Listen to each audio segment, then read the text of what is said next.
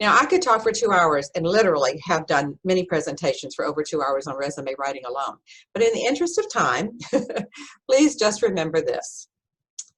Your resume should be in a chronological format. That means your most recent job appears first on the page. It should be concise. Everyone says, you know, minimum 1 page, 2 page. I think it's okay if it's over 2 pages if you're over 40, and not to sound like I'm being discriminatory, but usually that means you have maybe 20 years or 15 years of a career. So it takes a couple more pages to tell about that career. So I have no problem as a recruiter seeing a resume that's 3 pages long, but only if it's justifiably needed, right? It should be very, very, very accurate. Check and double check. And start at the top of the resume after your name and contact information with an objective. And that too shouldn't be but about 2 lines long, stating what kind of job you're looking for, what kind of role you want. And again, if you've had a longer career, maybe 15 plus 20 years of a career, then that can be a little bit longer. And then list your education, your degrees that you've received. And so that would be high school, college, and advanced. And I'm saying high school because I'm assuming as young professionals that many of you may not have many, many years of experience yet. So high school might still be relatively pertinent, especially in Hawaii, where high school seems to be more important than if you graduated from Harvard. So, but if you have a more advanced career, then you certainly don't need to put high school. And then following the education, then you're going to list each job in chronological order, starting with the most recent job first.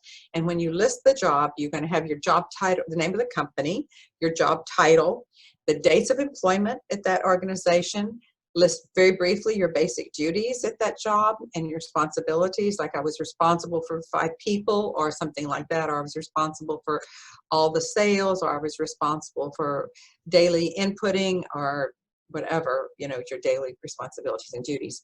And then list very briefly your best accomplishment while you're in that role. It could be just a very short sentence. Okay, that's really important to add that.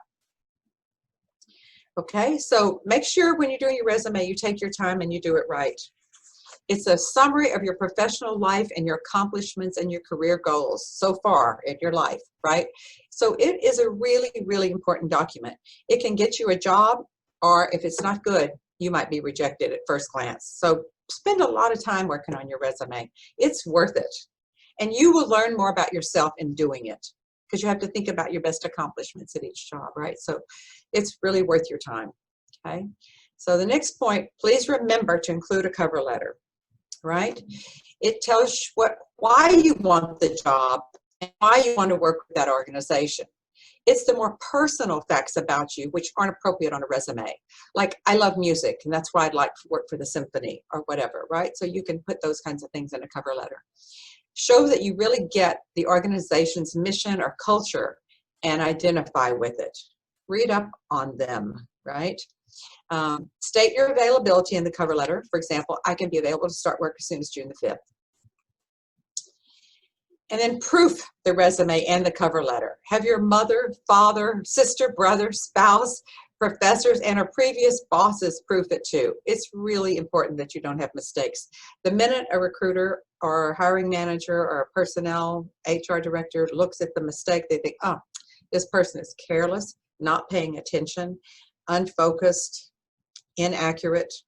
It's not good to have a mistake. So be really, really careful.